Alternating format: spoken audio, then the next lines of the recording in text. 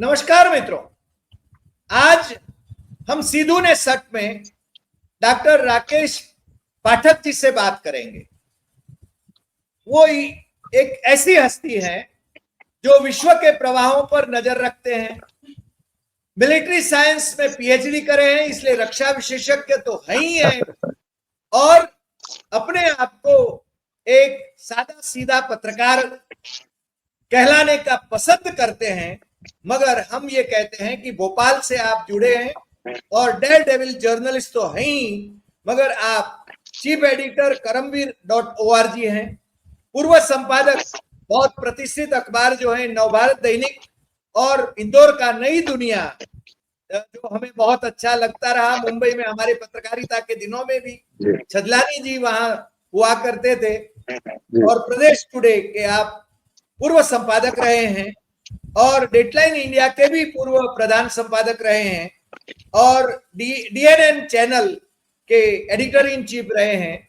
वैसे राकेश जी को हमने रिक्वेस्ट करी थी कि आप आज हमारे साथ जुड़े और इजराइल और ईरान के बीच में जो युद्ध छिड़ गया है उसकी वैश्विक असर क्या होगा, उसका वैश्विक प्रभाव क्या होगा, उस पर बात करेंगे। इसलिए हम आपको राकेश जी आपका स्वागत करते हैं हमारे दर्शकों की ओर से। मेरे ख्याल से हमारे अधिकांश दर्शक गुजराती हैं, क्योंकि हमारा गुजराती चैनल है और दुनिया भर में हमारे दर्शक हैं। आपको तो मालूम है कि कोई देश ऐसा नहीं होगा जहां गुजराती नहीं होगा, और हमें भी कभी कभी जिन देशों के नाम नहीं मालूम वहां से वो जब लिखते हैं तो हमें भी आश्चर्य होता है। तो आप आज पधारे। आप तो राष्ट्रीय अंतर्राष्ट्रीय स्तर के चैनलों पर अक्सर दिखाई देते हैं और हम आपके कायल हैं। तो आज आप कृपया इजराइल और ईरान के युद्ध का क्या असर होगा वैश्विक स्तर पर, उस पर आप बात करें, खुलकर बात करें, और हम इसमें ज्यादा इंटरप्ट नहीं करेंगे। बीच में कोई सवाल होगा तो हम आपसे पूछ लेंगे, बाकी आप ही बोलेंगे। आपको जितना समय यानी 20-25 मिनट जो आप निकाल पाए हैं आज, आप अपनी व्यस्तता के बीच में से, मुझे मालूम है कि आप बहुत व्यस्त थे, फिर भी आप समय निकाल पाए, इसलिए हम आपके शुक्रगुजार हैं। आपका स्वागत है राकेश जी। बहुत बहुत धन्यवाद डॉक्टर हरी सर, बहुत बहुत आभार आपका। आपने इतने बड़े पटल पर मुझे आमंत्रित किया। मैं तो बहुत साधारण विद्यार्थी हूँ, रक्षा विशेषज्ञ कहना तो बिल्कुल भी स्वीकार नहीं है मुझे। मैं तो मिलिट्री साइंस में बस पढ़ा हूँ, डॉक्टरेट है मेरा, तो बहुत साधारण विद्यार्थी हूँ पत्रकारिता का। लेकिन आज बहुत महत्वपूर्ण विषय पर आपने मुझे ये अवसर दिया कि दो शब्द आपके साथ साझा कर सकूं। हमारे सभी गुजराती भाइयों को हमारी तरफ से बहुत बहुत शुभकामनाएं और प्रणाम। दुनिया भर के हिंदुस्तानियों को, गुजरातियों को, सबको मेरा नमस्कार। बहुत ही गंभीर विषय है ईरान और इजराइल का इस वक्त जो संघर्ष चल रहा है। खासतौर से तब और गंभीर हो जाता है जब अमेरिका का हस्तक्षेप अब सीधा सीधा दिखाई दे रहा है। डोनाल्ड ट्रंप जिस तरह के तेवर दिखा रहे हैं, पहले उन्होंने तेहरान को खाली करने की चेतावनी दी, फिर परमाणु हमले की धमकियां दोनों तरफ से चली रही हैं। अचानक G7 की बैठक से उनका वापस जाना गंभीर संकेत छोड़ता है। ये छोटी बात नहीं है कि अमेरिका का राष्ट्रपति इतनी बड़ी बैठक में से थोड़ी देर रुककर वापस चला जाए। वापस जाते समय भी सर उन्होंने जो संदेश दिया है, जो अंतर्राष्ट्रीय मीडिया में खबरें आई हैं, उन्होंने अपने क्राइसिस रूम, जो कहना चाहिए वॉर रूम एक तरह का जो है अमेरिका के राष्ट्रपति का, उससे अलर्ट पर रहने का संदेश दिया था कि मैं पहुंच रहा हूं, आप लोग दफ्तर पहुंचिए, वहां बैठ जाइए जाकर। ये कोई छोटी कवायद नहीं। इसका वैश्विक असर क्या होगा दुनिया पर, दुनिया की पूरी बिरादरी पर, इस पर जाने से पहले सर थोड़ा सा इसकी पृष्ठभूमि को भी जानना जरूरी है। आप तो जानते ही, हमारे बहुत सारे सुधी पाठक जानते हैं, लेकिन फिर भी एक बार उन जानकारियों को दोहरा लेना बेहतर है कि आखिर ये पश्चिम एशिया संकट है क्या। दुनिया में दो ऐसे संकट हैं जिन्होंने पिछली एक शताब्दी और उससे भी ज्यादा से पूरी दुनिया को मथ रखा है। बार बार युद्ध होते हैं, बार बार दुनिया उनमें जूझती है। एक संकट है बाल्कन प्रायद्वीप का, जिसको यूरोप का नासूर कहते हैं। प्रथम विश्व युद्ध, द्वितीय विश्व युद्ध दोनों उसी कारण से हुए। और दूसरा है पश्चिम एशिया का संकट। ये भी बार बार उठकर खड़ा होता है। ओटोमन साम्राज्य के पतन के बाद से धीरे धीरे ऐसी परिस्थितियां बनती रहीं कि अरब और इजराइल के बीच संघर्ष शुरू हुआ, और इसका टर्निंग पॉइंट मान सकते हैं 1947 को, जब ग्रेट ब्रिटेन ने वहां से फिलिस्तीन से जाना शुरू किया, असैन्यकरण किया, वो इलाका खाली किया। संयुक्त राष्ट्र का 181वां प्रस्ताव था, उसके अंतर्गत उसे स्वीकार करके ब्रिटेन ने वो इलाका खाली किया। लेकिन जाते जाते जैसे हमारे साथ कर गए थे अंग्रेज भारत और पाकिस्तान को दो हिस्सों में, वैसे ही फिलिस्तीन और इजराइल को बांट गए। तब से लगातार लड़ाइयां चल रही हैं। कोई दशक ऐसा नहीं जाता जब अरब इजराइल संघर्ष, फिलिस्तीन इजराइल संघर्ष, लेबनान, हमास, फिलिस्तीनी मुक्ति संगठन यासिर अराफात वाला, ये सब लोग लगातार संघर्ष कर रहे हैं। इसमें सुएज नहर का एक बार संकट आया था, आप तो बहुत वरिष्ठ हैं, आप सबको याद होगा। लेकिन इसमें एक बड़ी निर्णायक लड़ाई हुई थी, उसको कहते हैं योम कुप्पेर युद्ध, 6 डे वॉर, 6 दिन की लड़ाई थी। और ये जो योम कुप्पेर या कुप्पुर कहा जाता है, जो भी उसका उच्चारण हो वहां की यहूदी भाषा में, ये यहूदियों का सबसे पवित्र दिन है सर, योम कुप्पेर। उस दिन प्रायश्चित करते हैं यहूदी अपने सभी पापों का। उस दिन ये लड़ाई शुरू हुई और 6 दिन चली। 1973 में ये लड़ाई हुई। मैं आपको यहां तक लाने से पहले एक खास पड़ाव पर ले जाना चाह रहा हूं, इसलिए मैंने ये सारी बातें कही हैं। 1977-78 में इस यम कुप्पेर युद्ध के बाद जिमी कार्टर राष्ट्रपति थे अमेरिका के, उन्होंने एक कैंप डेविड समझौता कराया। अनवर सादात मिस्र के प्रधान राष्ट्रपति थे और इजराइल के मेनाचेम बेगन। कैंप डेविड एक जगह है वाशिंगटन डीसी में, वाशिंगटन से करीब 99-100 किलोमीटर दूर। अमेरिका के राष्ट्रपति का एक तरह से वो की आराम गाह है, उसको कहना चाहिए, रिट्रीट है, रूरल रिट्रीट। 13 दिन जिमी कार्टर वहां बैठे रहे। अनवर सादात और मेनाचेम बेगन के साथ उन्होंने बैठकें की और मिस्र इजराइल समझौता हुआ, जिसे कैंप डेविड समझौता कहा जाता है, 1978 में। दुनिया को ऐसा लगा था कि अब शायद ये लड़ाई थम जाएगी और मध्य एशिया में, पश्चिम एशिया में, खाड़ी के देशों में शांति कायम होगी।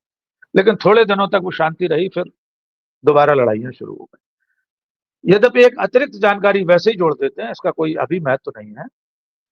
कैंप डेविड समझौते के कारण अनवर सादात और मेनाचेम बेगन को नोबेल शांति पुरस्कार मिला। लेकिन आप दुर्भाग्य देखिए सर कि अनवर सादात अपने ही देश की जो नेशनल आर्मी डे परेड होती है, राष्ट्रीय परेड होती है, जैसे अपने राजपथ पर होती है, सेना सामने से निकलती है, सेना की टुकड़ियां, उस वक्त जब वे सलामी ले रहे थे अपनी सेना की गारद की, अनवर सादात को उन्हीं की सेना ने गोलियों से उड़ा दिया, स्टेज पर, मंच पर खड़े हुए थे। एक पूरक जानकारी ये भी है, अनवर सादात की हत्या ही वो घटना है जिसके बाद पूरी दुनिया में ये प्रोटोकॉल लागू हुआ है कि गार्ड ऑफ ऑनर के समय दुनिया में कहीं भी अब बंदूकों में कार्ट्रिज नहीं होती, गोलियां नहीं होती, खाली बंदूकें ही होती है, उसी से गार्ड ऑफ ऑनर दिया जाता है।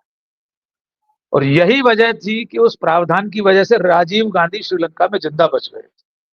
उन पर एक वो श्रीलंका के सैनिक ने बट से हमला किया था, अगर उसकी बंदूक में गोली होती तो वो गोली मार देता उन्हें। ये विषयांतर ना हो इसलिए संक्षेप में अब आते हैं जो हालिया संघर्ष है उसको लेकर। ईरान से सीधी कोई लड़ाई इजराइल की नहीं थी। 2 साल पहले 7 अक्टूबर को हमास ने हमला किया, उसके बाद लड़ाई शुरू हुई। स्वाभाविक है इजराइल हमास के साथ तो भारी ही पड़ेगा, क्योंकि हमास के पास उस तरह की सुविधाएं नहीं है कि उनके पास कोई मिसाइलें हों, हाइपरसोनिक मिसाइलें हों। वे तो अपने जमीनी हथियारों, अधिकतम ड्रोन से लड़ रहे थे। लेबनान, हमास और बाकी उनके जो सहयोगी हैं, हूथी उनकी मदद कर रहे थे। अब इजराइल ने ईरान पर हमला करके एक नई लड़ाई शुरू कर दी। शुरुआती बढ़त इजराइल को मिली।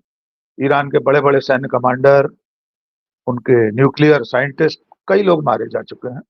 उसके बाद प्रतिकार किया ईरान ने। अब दोनों तरफ से कभी इसका पलड़ा भारी होता है, कभी उसका होता है।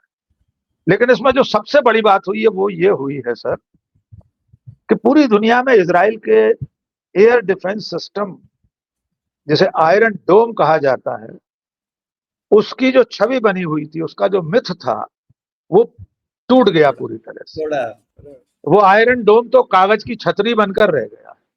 शुरुआती चंद हमले उसने रोक पाए और उसके बाद मिसाइलें, ड्रोन, तेल अवीव तक, बेन गुरियन हवाई अड्डे तक, हाइफा बंदरगाह तक सब जगह पहुंच रही है। बेन गुरियन का भी एक छोटा सा जानकारी जोड़ देते हैं। बेन गुरियन सर, जब बिल्कुल शुरुआती दौर था इजराइल का, तब डेविड बेन गुरियन नाम के उनके सबसे बड़े कमांडर थे, 1900 शायद 48 वगैरह में रहे होंगे, उनके नाम से ये बेन गुरियन हवाई अड्डा है। अच्छा। अब जब ये आयरन डोम पूरी तरह से छिन्न भिन्न हो गया, ईरान की मिसाइलें भीतर तक हमला कर रही हैं, मोसाद का हेडक्वार्टर उड़ा दिया है, जी इजराइल का जो रक्षा मंत्रालय है, जिसकी तुलना पेंटागन से की जा सकती है, जी उस पर भी मिसाइलें आकर गिर गई। अब हम वहां पहुंचना चाहते हैं जहां इसके वैश्विक असर की बात आपने पूछी थी। इसके बाद क्या हुआ? इसके बाद ये हुआ कि नेतन्याहू अमेरिका को भड़काने का काम करने लगे। उन्होंने कह दिया कि ईरान डोनाल्ड ट्रंप की हत्या की साजिश रच रहा है। ओह, अच्छा। आप कल्पना कीजिए, हाँ, ये बयान है 2 दिन पहले का नेतन्याहू जी का, जी जी जी। कि ईरान डोनाल्ड ट्रंप की हत्या की साजिश रच रहा है। तो पहले तो ऐसा ऐसा कुछ होगा नहीं, ऐसा कहकर असल में नेतन्याहू डोनाल्ड ट्रंप को भड़का रहे। मोहल्ले में 2 लड़के आपस में लड़ रहे हो और मोहल्ले का जो सबसे बड़ा दादा पास में खड़ा तमाशा देख रहा हो, वो एक लड़के के साथ वैसे हो, लेकिन वो सीधे लड़ाई में नहीं आ रहा हो। एक ऐसा मौका आ जाए कि वो ये कहने लगे, देखो दादा भाई, ये आपको गाली दे रहा है, ये कह रहा है कि मैं आपको मारूंगा, तो दादा भाई उपत कूद के पड़ेंगे। उस लड़ाई में शामिल हो जाएंगे, कूद पड़े। जी जी तो इस वक्त दुनिया का दरोगा जो अमेरिका है, उसे उकसाने की कोशिश इजराइल और नेतन्याहू कर रहे हैं। अब उन्होंने एक और धमकी दे दी है कि अली खमेनेई की हत्या के बिना ये लड़ाई खत्म नहीं होगी। हाँ आमतौर हाँ पर सर, ये लड़ाइयां देशों की लड़ाइयां होती हैं, इसमें किसी राष्ट्र प्रमुख को लेकर इस तरह के बयान नहीं दिए जाते। भारत और पाकिस्तान इतनी बार लड़ चुके हैं 47 से लेकर अब तक, कभी किसी ने यह बयान नहीं दिया होगा कि भुट्टो की हत्या से ये लड़ाई खत्म होगी, या पाकिस्तान में से किसी ने नहीं कहा होगा कि इंदिरा गांधी की हत्या से, या करगिल के समय अटल बिहारी वाजपेयी को खत्म करने से, या इस वक्त नरेंद्र मोदी, या वहां जो शरीफ हैं शहबाज शरीफ, उनकी हत्या से। तो ये अंतर्राष्ट्रीय राजनय में, सैन्य विज्ञान में अस्वीकार्य बयान। जी तो मुझे ऐसा लगता है कि अब जो डोनाल्ड ट्रंप वापस लौटे हैं, इसमें 2 संभावना हो सकती है सर। एक तो उन्होंने G7 की बैठक से पहले एक ट्वीट किया, जिसमें उन्होंने कहा कि मैं उसी तरह डील करा दूंगा ईरान और इजराइल के बीच में, या होनी चाहिए, जैसे भारत और पाकिस्तान के बीच समझौता करवाया है। 14वीं बार रिपीट कर दिया सर। 14वीं बार। यस। गनीमत है कि G7 में आमना सामना नहीं हुआ हमारे महामानव का और डोनाल्ड ट्रंप का, किसी बैठक में आमना सामना नहीं हुआ, वरना हो सकता है नरेंद्र मोदी जी के सामने डोनाल्ड ट्रंप दोहरा देता 15वीं बार, तो क्या करते, वो हमारा अपमान होता भारत का। सीधी सी बात। तो अब मुझे जो डोनाल्ड ट्रंप की वापसी और उसके बाद की जो घटनाएं हैं, वैसे आज एक नया अपडेट सर है, वो ये है कि पहले ये घोषणा की गई थी कि आज रात शाम को, क्योंकि हमारे भारत के और अमेरिका के टाइम जोन में अंतर है, जी तो वो जो भी उनकी आज रात होने वाली थी, आज शाम के बाद की, उसमें वे कोई घोषणा करने वाले थे डोनाल्ड ट्रंप, वो विड्रॉ कर ली गई है। अब व्हाइट हाउस ने कहा है कि जो ऐलान करने वाले थे डोनाल्ड ट्रंप, वो आज नहीं कर रहे। अब सर, इसमें 2 संभावना है, चूंकि आप बिना प्रश्न पूछे कह रहे थे कि मैं अपनी बात कहता चलूं, तो मैं, अनुमति है ना, कहता ही चलूं? नहीं नहीं, मैं इसलिए कि आपको अस्खलित रूप से आप बात करें तो उसमें मजा भी आएगा, दर्शकों को भी मजा। जिस प्रकार से आपने शुरू किया, यानी पार्श्वभूमि, और फिर आप आए, तो दर्शकों को तो ये जानना है, वरना गोदी मीडिया या डॉगी मीडिया ये नहीं बताएगा। हाँ, मुझे नहीं लगता सर कहीं ये चर्चा हो रही होगी कि असल समस्या कब शुरू हुई थी, जी कितनी बार लड़ाइयां हुई हैं, सुएज नहर। और अभी एक और चीज पर आऊंगा सर मैं दूसरे चरण में। मैं इसमें 2 संभावनाएं देखता हूँ।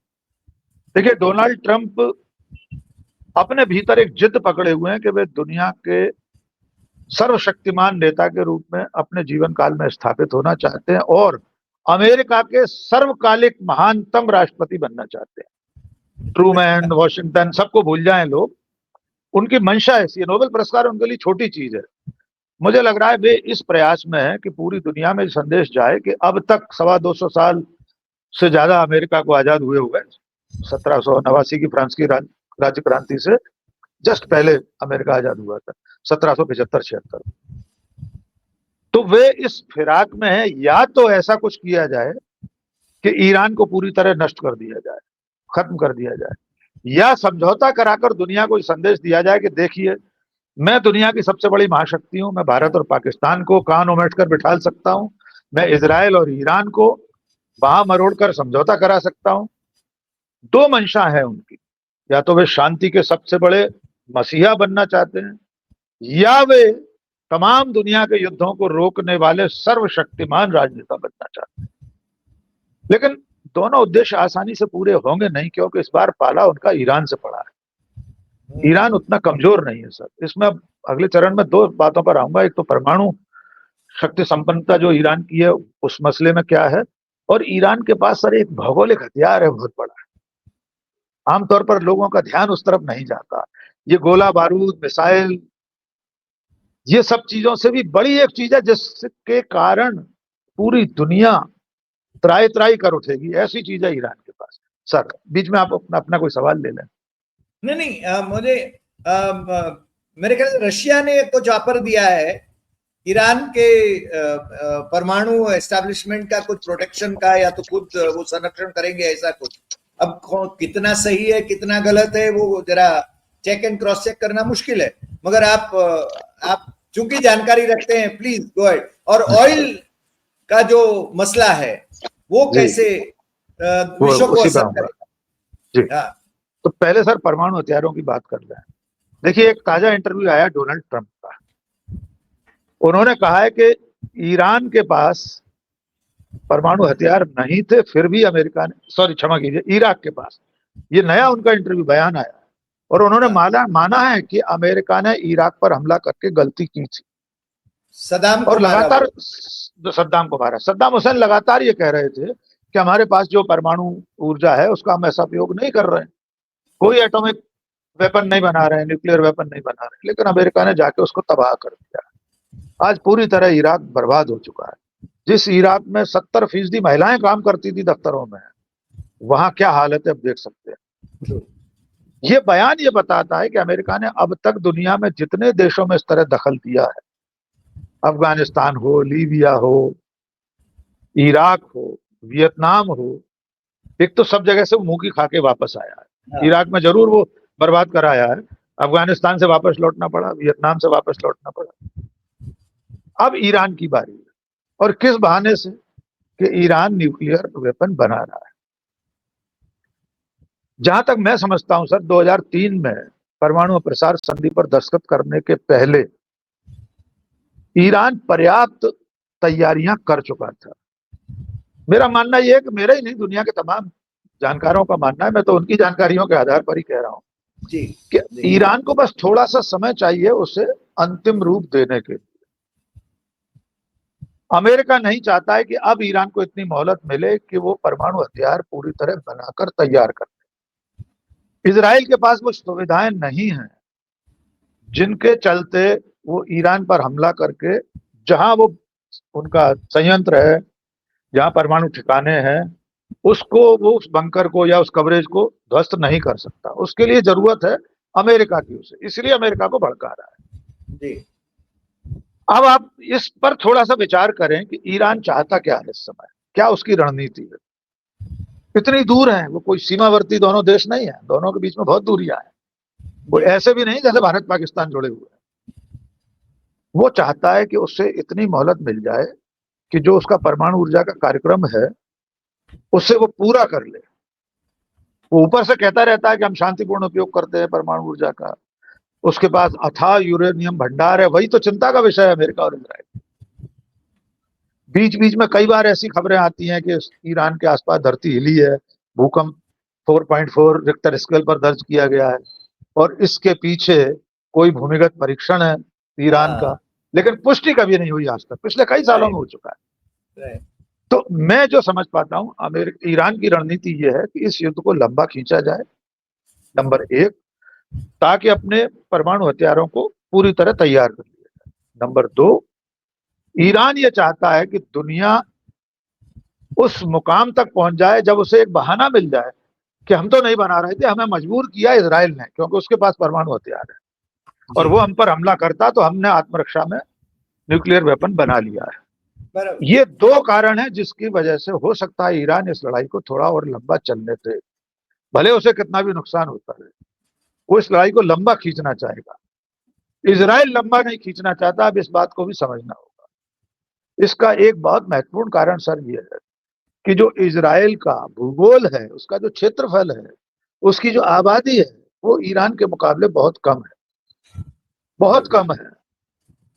आबादी की जो बसाहट है, जो घनत्व है, डेंसिफिकेशन है, या वो इसराइल में ज्यादा है। इसराइल में अगर 1 वर्ग किलोमीटर में 400 लोग रहते हैं, 425 420 450 लोग रहते हैं, 300 ही लोग रहते हैं, तो उसकी तुलना में ईरान में उसका भूगोल बहुत बड़ा है।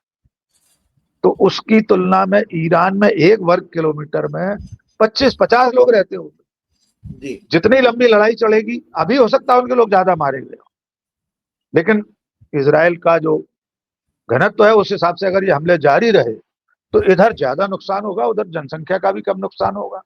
क्योंकि वैसी लड़ाई तो लड़ी जानी नहीं है कि टैंक भेजकर कब्जा कर लेंगे किसी एरिया पर, इलाके पर। तो ये एक बहुत महत्वपूर्ण कारण है जिसकी वजह से इसराइल अब चाहता है कि अमेरिका का हस्तक्षेप हो, और ऐसा जी नहीं हो। अमेरिका चाहता है, इसराइल चाहता है कि अमेरिका सीधे लड़ाई में शामिल हो। सिर्फ उसे गोला बारूद से काम अब उसका नहीं चलेगा। अब उसको आदमी चाहिए, फौजें चाहिए, अमेरिकी विमान चाहिए जिसमें अमेरिकी सैनिक सवार हो। ब्रिटेन ने अपना एक जहाज भेजा था सर, फारस की खाड़ी तक पहुंच गया था ग्रेट ब्रिटेन ने, अभी 3 दिन पहले। ईरानी नौसेना ने उसको वहीं घेर लिया और तब से वो वहीं फंसा हुआ है और वापस जाना पड़ेगा उसे। जी जी अमेरिका सीधे इस लड़ाई में क्यों नहीं शामिल होना चाहता, शामिल होने से संकोच कर रहा, उसके पीछे वजह है अमेरिका का जनमानस। पिछले जितने युद्धों में अमेरिकी सैनिकों के ताबूत लौटे हैं तब प्रदर्शन हुए अमेरिका। अमेरिका की आम जनता डोनाल्ड ट्रंप के सनकी पने से अपने युवाओं को, अपने बेटों को युद्ध में खोना नहीं चाहती, इसलिए शायद वो लड़ाई में आसानी से शामिल नहीं होगा। अब फैसला कर ही लेगा डोनाल्ड ट्रंप तो लोग रोते रहे, वो तो फौज को जाना पड़ेगा। अब उस अंतिम विषय पर आता हूं जिसके चलते दुनिया चिंतित हो रही है। आप जो वैश्विक असर की बात कर रहे थे, पूरी दुनिया पर जो असर होगा, वो उस तरह का सैनिक असर तो होना नहीं। वो तो एक इलाके में लड़ाई चल रही है, यहाँ भारत में क्या फर्क पड़ता है। लेकिन जो फर्क पड़ेगा और जिन लोगों पर फर्क पड़ेगा उनमें सबसे बड़े भुक्तभोगी हम भी होंगे। और वो चीज है, वो जो भौगोलिक हथियार है ईरान के पास, वो है हरमुज जल डमरू मध्य, हरमुज जल संधि। उसको अंग्रेजी में स्ट्रेट ऑफ हरमुज कहते हैं सर। अच्छा ये फारस की खाड़ी और ओमान की खाड़ी को जोड़ने वाला एक समुद्री गलियारा है। जी ये करीब 30 मील चौड़ा है, मतलब बहुत कम चौड़ा है। समुद्र तो इतने अथाह होते हैं, उनकी चौड़ाई भी नापना संभव नहीं होता। पर ये 2 खाड़ियों को जोड़ने वाला एक पानी का रास्ता है। अब ये क्यों महत्वपूर्ण है? ये इसलिए महत्वपूर्ण है कि उसका एक सिरा, उस गली के एक मुहाने पर ईरान बैठा हुआ है। इस स्ट्रेट ऑफ हरमुज, हरमुज जल डमरू मध्य का एक सिरा ईरान के हिस्से में आता है, जी और ईरान ने धमकी दे दी है कि हम उसे बंद कर देंगे। अब आप ये कल्पना करके देखिए। ये चाबार जो हमने बिल्ड किया, जी, वहां उससे उससे लिंक है। उससे लिंक है मेरी जानकारी में अभी नहीं, नक्शा फिर से देखना पड़ेगा। जी लेकिन जी जो भी ईरान से तेल आता है पूरी दुनिया में, जैसे भारत की तेल और गैस की जो आपूर्ति है, वो 85% ईरान से आती है और इसी रास्ते से आती है। एशिया के राइट तमाम देशों में 80% तेल और गैस इसी रास्ते से आता है। यूरोप के कई देशों में जो जल परिवहन है इसी रास्ते से आता है। ये फारस की खाड़ी, ओमान की खाड़ी, दोनों को जोड़ने वाला है। और अगर ईरान ने किसी एक जहाज में आग लगा दी, छोटा सा सुतली बम पटक दिया और आग लग गई, तो वो गलियारा बहुत कम चौड़ा है, जी उसमें से बड़े पानी के जहाज फिर आसपास से निकलना मुश्किल हो जाएंगे। और वो एक क्यों, जब ईरान उसे रोकेगा तो किसी के भी जहाज पर किसी भी टैंकर पर हमला कर देगा, उसके बाद वो रास्ता बंद हो जाएगा। जी पूरी दुनिया, अब मैं अंतिम बात कह रहा हूं, अगर हॉर्मुज जल डमरू मध्य हॉर्मुज जल संधि ईरान ने रोक दी, बाधित कर दी, तो पूरी दुनिया में पेट्रोलियम पदार्थों की कीमतें आसमान पर पहुंच जाए। कोई देश इसे बर्दाश्त नहीं कर पाएगा। ठीक है, रूस सही। वगैरह से भी तेल की आपूर्ति होती है, और भी कई हैं, लेकिन जो बहुत बड़ा हिस्सा है वो इसी रास्ते से गुजर कर जाता है। ये करीब 80 किलोमीटर लंबा है और 30 किलोमीटर चौड़ा है। जी ये खतरा और बड़ा है। जी, ये निश्चित बड़ा है, निश्चित बड़ा है। और दूसरी बात मुझे जो आपसे जानना चाहता हूं वो ये है कि शिया सुन्नी में जो बटे हैं देश, जैसे अमेरिका ने कुछ देशों को, सऊदी अरेबिया और गल्फ के कुछ देशों को अपनी ओर कर लिया है, ईरान के साथ कौन जाएगा? देखिए सर, ये जो अरब देश हैं ये सब यानी अमेरिका के पिट्ठू। चाइना और रशिया तो मान लीजिए कि विश्व युद्ध शुरू हुआ तो जा सकते हैं, बिल्कुल। मगर इस्लामिक कंट्रीज में से हम कहें तो देखिए शिया है। सर, मुझे लगता है इस वक्त शिया सुन्नी से ऊपर उठकर इन लोगों को सोचना पड़ेगा। जी अभी नहीं सोचेंगे तो वे खुद भी बर्बाद हो जाए। इसके पीछे सर दूसरे कुछ कारण और हैं। पहले तो रूस और चीन की बात कर लें। रूस, चीन और उत्तर कोरिया ये तो खुलकर ईरान के साथ खड़े हैं। उधर इजराइल के साथ यूएस है, यूके है, फ्रांस है, और जो नेटो के देश हैं वो होंगे। G7 में भी उन्होंने ये तय किया, G7 में इजराइल भी को इजराइल का सेल्फ साथ डिफेंस का देने अधिकार है। अधिकार है। तो ये जी सेल्फ डिफेंस का अधिकार ईरान को क्यों नहीं है? हाँ ये दुनिया ये तर्क तो देती नहीं है। हाँ। अब और आते हैं सर जी। जी जी अब जो खाड़ी देश हैं बाकी के, जो मुस्लिम देश हैं सारे, इनकी एक दूसरी मजबूरी है सर। अमेरिका के पूरी दुनिया में सैकड़ों सैन्य अड्डे हैं। हम जिनकी कल्पना नहीं कर सकते, ऐसे छोटे छोटे द्वीप हैं। किस किस महासागर में कहां कहां अमेरिका ने अपने सैनिक अड्डे बना रखे हैं। उसके जलपोत, विमान वाहक पोत, एयरक्राफ्ट कैरियर जिसे कहते हैं, वो वहां तैनात है। इनमें से एक भी अरब देश ऐसा नहीं है जिसकी अपनी जमीन पर अमेरिका के सैनिक अड्डे नहीं। ईरान ने धमकी दी है कि अगर हमारे ऊपर अमेरिका ने हमला किया, फ्रांस ने हमला किया, वो इस लड़ाई में कूदे, तो फ्रांस के भी सैनिक अड्डे हैं सर। तो ईरान खाड़ी देशों में, जिन देशों में यूएस के मिलिट्री कैंप्स हैं, हेडक्वार्टर्स बने हुए हैं, एस्टेब्लिशमेंट्स, उन पर हमला कर देगा। और ये कोई बहुत कठिन काम नहीं होगा। उसके लिए दूरी के हिसाब से, भौगोलिक हिसाब से उसके पास भी हाइपरसोनिक मिसाइलें हैं। कितनी स्पीड से पहुंचती है वो हाइपरसोनिक मिसाइल, वो एक बार टेक ऑफ होती है तब तक तो दिखती है, उसके बाद दिखती नहीं है। उसके बाद तो वो टारगेट पर आते समय दिखती है। तो राडार वाडार कोई काम नहीं करते उस पर, हाइपरसोनिक मिसाइल पर। और अभी तक ईरान ने अपनी पुरानी मिसाइलों से ही हमले किए, नई तो उसने इस्तेमाल की नहीं है, सिर्फ एक ही हाइपरसोनिक के अलावा। तो दुनिया के सामने बड़ा खतरा है। खतरे में ये अरब देश भी हैं जो इस वक्त अमेरिका के पिट्ठू बने हुए हैं। जी सबका नंबर आएगा। हमारे हिंदुस्तान में कोटेशन चलता है ना, सबका नंबर आएगा। इनमें से भी कोई बचेगा नहीं। अमेरिका ने आज तक जितने भी देशों पर पीठ पर हाथ रखा, सबको बर्बाद करके हटा। इराक भी, सद्दाम हुसैन का इराक भी अमेरिका का ही साथ था ना किसी दौर में, 80 से पहले के दौर। इतिहास उठाकर देख लीजिए। ओसामा को पैदा तो उन्होंने किया और मारा भी उन्होंने। तो इसलिए आज अगर जो अमेरिका का साथ देगा, इजराइल का साथ देगा, वो भले ही इनमें से कोई भी अरब देश हो, कल उसका नंबर भी आ सकता है। लेकिन अब उनकी मजबूरी है, उनके पास अपनी सेना नहीं है, उनके पास अपनी कोई ताकत नहीं है। ये सऊदी अरब, कुवैत, कतर, ये कोई युद्ध लड़ने लायक है? किससे लड़ेंगे? ये कितनी ताकत है इनके पास लड़ने की? जी तेल के भंडार है इनके पास, अथाह संपत्ति है, पर सैन्य ताकत तो इनके पास नेटो और अमेरिका की है ना। उनके बिना तो चल नहीं सकते एक दिन। चल नहीं तो मुझे सकता। लगता नहीं ये लोग सीधे कोई लड़ाई में कूदेंगे। ये तो चाहेंगे कि जितना हो सके बचा जाए लड़ाई से, लेकिन अमेरिका कभी भी कूद सकता है। जी जी सर, एक और अंतिम सवाल मैं करना चाहता हूं, इसमें भारत की भूमिका क्या होगी? बहुत ही महत्वपूर्ण सवाल है सर। हम तो विश्वगुरु थे, थे क्यों? प्रधानमंत्री नरेंद्र मोदी दुनिया के सबसे ज्यादा लोकप्रिय नेता हैं। अरे वो तो सबसे अमेरिकी वो सर्वे पैसे देकर कराया जाता है। उन्हीं की बात कर रहा और हूँ। वो अभी तो G7 में भी दूसरी दूसरी रो में आ गए हैं भाई साहब। अब दूसरी दो में आ गए हैं। उनको रिसीव करने कनाडा में मेयर से भी छोटा एक अधिकारी पहुंचा था, मेयर भी नहीं था उस शहर का, और जी जो भी वो जी शहर है जी। जहां लैंड किए हैं वो कोई मंत्री नहीं गया कनाडा सरकार का। हमारी भूमिका क्या हो सकती है सर? हम जिस G7 में गए हैं, हम जिस कनाडा में गए हैं, हमारा प्रधानमंत्री गए हुए हैं, उसकी संसद में विपक्ष की सांसद ने भारत के प्रधानमंत्री को तानाशाह कहा सर, जी उत्पीड़क कहा है, दमन करने वाला कहा है, और मंत्री को जवाब देना पड़ा कनाडा की असेंबली में, पार्लियामेंट में, कि जो भी केसेस चल रहे हैं वो हरदीप सिंह निज्जर की हत्या वाले, उनमें कानून अपना काम करेगा।